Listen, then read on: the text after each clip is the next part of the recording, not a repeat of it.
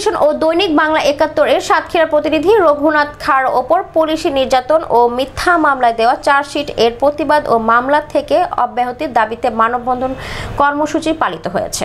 সোমবার সকাল 10টায় সাতক্ষীরা প্রেস ক্লাবের সামনে সাংবাদিক সমাজ সাতক্ষীরার ব্যানারে এই কর্মসূচি পালিত হয়। মানববন্ধন কর্মসূচি চলাকালে বীর মুক্তিযোদ্ধার সাবেক অধ্যক্ষ সুভাষ সরকারের সভাপতিত্বে বক্তব্য দেন দৈনিক প্রথম আলোর নিজস্ব প্রতিবেদক কল্যাণ ব্যানার্জি, দীপ্ত টিভি ও দৈনিক বাংলা ৭১ এর সাতক্ষীরা প্রতিনিধি রঘুনাথ খাঁ, দৈনিক জনতার জেলা প্রতিনিধি মুক্তিযোদ্ধা কালিদাস রায়, জেলা হিন্দু বৌদ্ধ খ্রিস্টান ঐক্য পরিষদের সাধারণ সম্পাদক স্বপন কুমার শীল, জেলা পূজা উদযাপন পরিষদের সাধারণ সম্পাদক বিশ্বনাথ ঘোষ, জেলা মন্দির সমিতির সাধারণ সম্পাদক নিত্যানন্দ আমিন, জেলা হিন্দু মহাজোটের সভাপতি অ্যাডভোকেট অসীম কুমার মণ্ডল, জাসদ নেতা প্রফেসর ইদ্দিস আলী, বাসদ নেতা অ্যাডভোকেট খগেন্দ্রনাথ ঘোষ, সিপিবির জেলা কমিটির সম্পাদক আবুল হোসেন, জেলা ভূমিহীন সমিতির সাধারণ সম্পাদক আব্দুস সামাদ, বন ও পরিবেশ রক্ষা কমিটির সভাপতি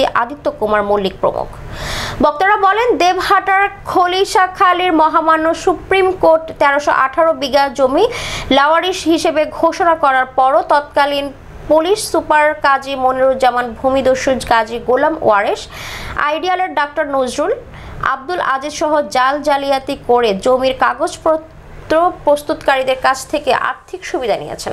খালাস পাওয়া ভূমিহীনদের আদালত থেকে ও ব্যবসা প্রতিষ্ঠান সহ বিভিন্ন স্থান থেকে ধরে নিয়ে মাদক অস্ত্র সহ গ্রেফতার দেখিয়ে জেলে পাঠিয়েছেন।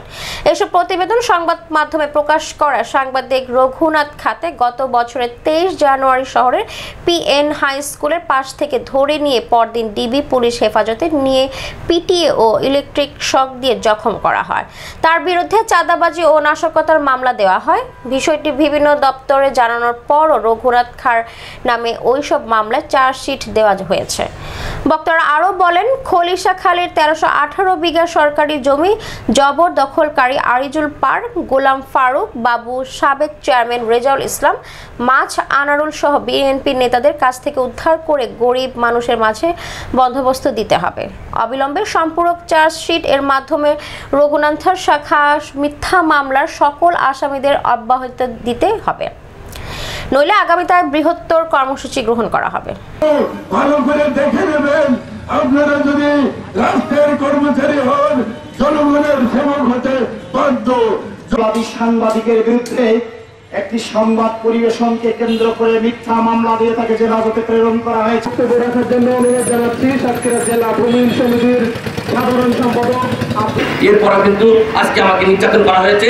আমাকে আজকে 23 জানুয়ারি 2023 সালে আজকে আমাকে বড় বাজারের এই যে মোড় থেকে ধরে নিয়ে যেয়ে আজকে কি নিপীড়ন নির্যাতন করা হয়েছে, পরে তিনি যে ইলেকট্রিক শক দেওয়া হয়েছে, এটা আমরা বিভিন্ন আন্তর্জাতিকভাবে মানবাধিকার কর্মীগুলো চর্চা রয়েছে, যার ফলে আমাকে আজকে তারা আমার মেরে লাশটা আজকে তারা গুম করতে পারেনি। এটাই আমার সৌভাগ্য, এটাই সৃষ্টিকর্তার আশীর্বাদ। এইটাই মনে হয় আজকে আমার শহীদরা মানববন্ধন অংশ নিয়েছেন, তাদের আশীর্বাদ ছিল বলে আমি আজকে আমার সন্তানদের করে ফিরে এসেছি। কিন্তু আজকে আমাদের মোটরসাইকেল আরোহী ছিল কুদ্দুস, সেও কিন্তু খুব বিপদাপন্ন ছিল, তাকে তুলে নিয়ে যে আমার বিরুদ্ধে মিথ্যা স্টেটমেন্ট নেওয়া হয়। এই পুলিশ সুপারের কাজী মনিরুজ্জামানের সামনে বসে এই তারেক, এই যে আজকে ডিবিওসি, তিনি এটা করেছিলেন, তিনি আমাকে তুলে নিয়ে গেলেন। সর্বোপরি বলবো, আমি তখন আমাকে টাকা দিয়ে ম্যানেজ করার চেষ্টা করা হয়েছিল।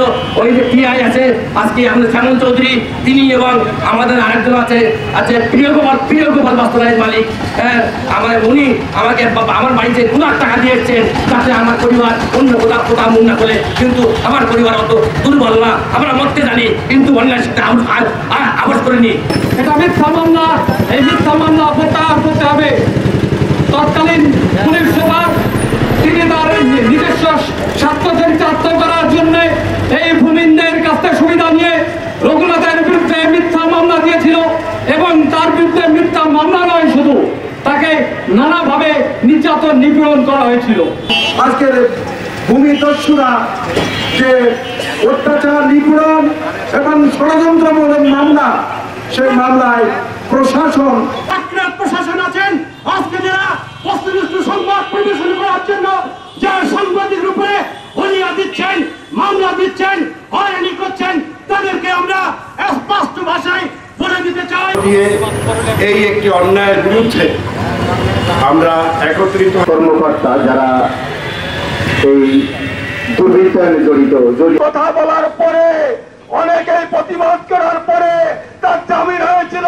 করতে যে উনি মিথ্যা মামলায় নির্যাতনের শিকার হয়ে আজকে আদালত পায় দৌড়াদৌড়ি করে বেড়াচ্ছেন।